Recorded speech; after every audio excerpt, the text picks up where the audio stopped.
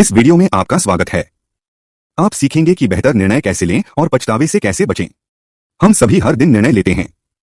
कुछ छोटे होते हैं, जैसे क्या खाएं या क्या पहनें। कुछ बड़े होते हैं, जैसे कि कहाँ रहना है या काम करना है। लेकिन हमें कैसे पता चलेगा कि हम सर्वोत्तम निर्णय लेते हैं? और हम अपनी पसंद के बारे में बुरा महसूस करने से कैसे बच सकते हैं? इस वीडियो में आप कुछ टिप्स और रणनीतियां सीखेंगे जो आपकी मदद कर सकती हैं। आप इसके बारे में जानेंगे। निर्णय लेने और पछताने का मनोविज्ञान। अपने लक्ष्यों और मूल्यों को कैसे स्पष्ट करें। प्रासंगिक जानकारी कैसे एकत्रित करें और विकल्पों का मूल्यांकन कैसे करें। निर्णय लेने में आम पक्षपात और जाल को कैसे दूर किया जाए। अनिश्चितता और जोखिम का सामना कैसे करें। पछतावे से कैसे निपटें और अपनी गलतियों से कैसे सीखें। इस वीडियो के अंत तक आप जानेंगे कि अधिक तर्कसंगत, प्रभावी और संतोषजनक निर्णय कैसे लें। तो चलो शुरू हो जाओ। निर्णय लेने और पछताने का मनोविज्ञान। निर्णय लेना आपकी प्राथमिकताओं, विश्वासों और लक्ष्यों के आधार पर विभिन्न विकल्पों में से चुनाव करना है। पछतावा एक नकारात्मक भावना है जिसे आप तब महसूस करते हैं जब आप अपने निर्णय की तुलना उस निर्णय से करते हैं जो हो सकता था। अफसोस दो प्रकार के होते हैं, कर्म के लिए अफसोस और अकर्म के लिए अफसोस। कार्रवाई के लिए पछतावा तब होता है जब आप अपने द्वारा की गई या कही गई किसी बात के लिए बुरा महसूस करते हैं। निष्क्रियता के लिए पछतावा तब होता है जब आप किसी ऐसी चीज के बारे में बुरा महसूस करते हैं जिसे आपने नहीं किया या कहा। पछतावे का आप पर अलग अलग प्रभाव पड़ सकता है। यह आपको अपनी गलतियों से सीखने और अपने भविष्य के फैसलों को बेहतर बनाने के लिए प्रेरित कर सकता है। लेकिन यह आपको दुखी, दोषी, उदास या चिंतित भी महसूस करा सकता है। यह आपको निर्णय लेने या जोखिम लेने से भी बचा सकता है। या यह आपको उन्हीं विकल्पों पर टिके रहने या उन्हीं गलतियों को दोहराने के लिए मजबूर कर सकता है। तो हम कैसे बेहतर निर्णय ले सकते हैं और पछतावे से बच सकते हैं? यहाँ कुछ कदम दिए गए हैं जो आपकी मदद कर सकते हैं। अपने लक्ष्यों और मूल्यों को कैसे स्पष्ट करें। पहला कदम अपने लक्ष्यों और मूल्यों को स्पष्ट करना है। आप अपने निर्णय से क्या हासिल करना चाहते हैं? आपके लिए सबसे मायने क्या रखती है? आपकी प्राथमिकताएं और प्राथमिकताएं क्या हैं? आपके दीर्घकालिक और अल्पकालिक उद्देश्य क्या हैं? इन प्रश्नों का उत्तर देने के लिए आप विभिन्न उपकरणों और तकनीकों का उपयोग कर सकते हैं, जैसे अपने लक्ष्यों और मूल्यों को लिखना, पेशेवरों और विपक्षों की सूची बनाना, निर्णय मैट्रिक्स या स्कोरिंग सिस्टम का उपयोग करना, अपने विकल्पों की रैंकिंग या रेटिंग करें, अपने वांछित परिणामों की कल्पना करना, स्वयं से क्यों प्रश्न पूछना। इससे आपको अपने विकल्पों को कम करने और उन विकल्पों पर ध्यान केंद्रित करने में मदद मिलेगी जो आपकी इच्छा और आवश्यकता से मेल खाते हैं। यह आपको बाहरी कारकों या दबावों से प्रभावित होने से बचने में भी मदद करेगा जो आपके वास्तविक हितों को प्रतिबिंबित नहीं कर सकते हैं। प्रासंगिक जानकारी कैसे एकत्र करें और विकल्पों का मूल्यांकन कैसे करें। दूसरा चरण प्रासंगिक जानकारी एकत्र करना और विकल्पों का मूल्यांकन करना है। आपको प्रत्येक विकल्प के बारे में क्या जानने की आवश्यकता है? प्रत्येक विकल्प के लाभ और कमियां क्या हैं? प्रत्येक विकल्प के संभावित परिणाम और जोखिम क्या हैं?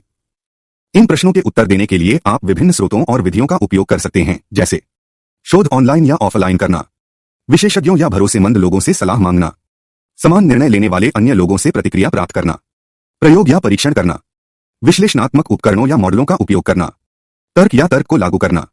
इससे आपको प्रत्येक विकल्प के बारे में अपना ज्ञान और समझ बढ़ाने में मदद मिलेगी। यह वस्तुनिष्ठ मानदंडों और साक्ष्यों के आधार पर उनकी तुलना करने में भी आपकी मदद करेगा।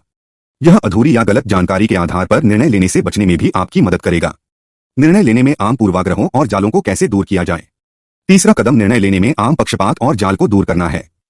वे कौन से मनोवैज्ञानिक कारक हैं जो आपके निर्णय या विकल्पों को प्रभावित कर सकते हैं? ऐसी कौन सी त्रुटियां या नुकसान हैं जो आपको गलत या तर्कहीन निर्णय लेने पर मजबूर कर सकते हैं? कुछ सामान्य पूर्वाग्रह और जाल हैं। पुष्टिकरण पूर्वाग्रह, आप ऐसी जानकारी की तलाश करते हैं या उसकी व्याख्या करते हैं जो आपके मौजूदा विश्वासों या विचारों का समर्थन करती है। उपलब्धता पूर्वाग्रह, आप ऐसी जानकारी पर भरोसा करते हैं जो पूर्ण या प्रतिनिधि होने के बजाय याद रखने या एक्सेस करने में आसान हो। एंकरिंग पूर्वाग्रह, आप सूचना या संख्या के पहले भाग से प्रभावित होते हैं जिसे आप देखते हैं।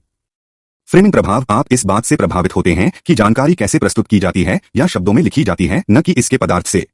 सनक कॉस्ट फॉल्सी, आप खोने वाले विकल्प में निवेश करना जारी रखते हैं क्योंकि आपने पहले ही उस पर खर्च कर दिया है। यथास्थिति पूर्वाग्रह, आप चीजों को बदलने के बजाय उन्हें वैसा ही रखना पसंद करते हैं जैसी वे हैं। वचनबद्धता में वृद्धि, आप नकारात्मक प्रतिपुष्टि या साक्ष्य के बावजूद किसी कार्य के प्रति वचनबद्धता बढ़ाते हैं। हिंडसाइट बायस, आप किसी परिणाम के घटित होने के बाद उसकी भविष्यवाणी करने या उसे रोकने की अपनी क्षमता को बढ़ा चढ़ाकर आंकते हैं। इन पूर्वाग्रहों और जालों पर काबू पाने के लिए आप विभिन्न रणनीतियों और तकनीकों का उपयोग कर सकते हैं, जैसे विविध दृष्टिकोणों और मतों की तलाश करना, अपनी धारणाओं और विश्वासों को चुनौती देना, ऐसे साक्ष्य या तर्क की तलाश करना जो आपके विचारों के विरुद्ध हों, वैकल्पिक परिदृश्यों या परिणामों पर विचार करना, प्रतिक्रिया या आलोचना के लिए पूछना, अपनी निर्णय प्रक्रिया और मानदंड की समीक्षा करना, ब्रेक लेना या अपने परिवेश को बदलना, इससे आपको अपनी महत्वपूर्ण सोच और निर्णय कौशल में सुधार करने में मदद मिलेगी। यह आपको तर्क, साक्ष्य या तर्कसंगतता के बजाय भावनाओं, अंतर्ज्ञान या आदतों के आधार पर निर्णय लेने से बचने में भी मदद करेगा। अनिश्चितता और जोखिम का सामना कैसे करें? चौथा कदम अनिश्चितता और जोखिम से निपटना है। प्रत्येक विकल्प की सफलता या असफलता की संभावना क्या है? प्रत्येक विकल्प का सबसे अच्छा मामला और सबसे खराब मामला क्या है? आप अपने अनुमानों या भविष्यवाणियों के बारे में कितने आश्वस्त हैं? इन प्रश्नों का उत्तर देने के लिए आप विभिन्न उपकरणों और तकनीकों का उपयोग कर सकते हैं, जैसे संभावनाओं या बाधाओं की गणना, सांख्यिकी या डेटा विश्लेषण का उपयोग करना, निर्णय नियमों या अनुमानों को लागू करना, परिदृश्य योजना या अनुकरण का उपयोग करना, जोखिम सहनशीलता या भूख का आकलन करना, आकस्मिक योजना या बैकअप विकल्प विकसित करना। इससे आपको गलती करने या नकारात्मक परिणामों का सामना करने के डर को कम करने में मदद मिलेगी। यह आपको विभिन्न संभावनाओं और परिणामों के लिए खुद को तैयार करने में भी मदद करेगा। यह यथार्थवाद के बजाय अति आत्मविश्वास, आशावाद या निराशावाद के आधार पर निर्णय लेने से बचने में भी आपकी मदद करेगा। पछतावे से कैसे निपटें और अपनी गलतियों से सीखें? अंतिम चरण पछतावे से निपटना और अपनी गलतियों से सीखना है। आप अपने निर्णय के परिणाम के बारे में कैसा महसूस करते हैं? आपने क्या अच्छा किया और आपने क्या बुरा किया? आपने इस अनुभव से क्या सीखा? आप अपने भविष्य के फैसलों को कैसे सुधार सकते हैं?